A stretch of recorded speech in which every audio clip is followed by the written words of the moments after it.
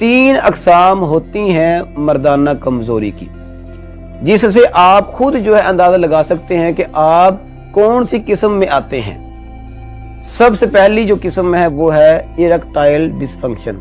इसमें क्या होता है, मर्द का जो उज़्व तनासल है उसकी जो सख्ती होती है, जो इरेक्शन होता है, जो तनाव होता है, वो या तो कम आएगा, सख्ती कम होगी, या फिर ड्यूरिंग इंटरकोर्स जो है ढीलापन पैदा हो जाएगा।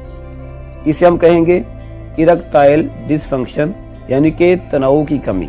दूसरी जो किस्म होती है वो है प्री मैच्योर इजैकुलेशन, यानी कि एक मर्द जो है जब हम बिस्तरी करता है तो ड्यूरिंग इंटरकोर्स जो है वो 1 मिनट से पहले या फिर 2 मिनट से पहले डिस्चार्ज हो जाता है। अगर कोई मर्द 1 या 2 मिनट या 3 मिनट से पहले डिस्चार्ज हो जाता है तो वो प्री मैच्योर इजैकुलेशन की किस्म में शामिल होता है। ये जो दूसरी किस्म है।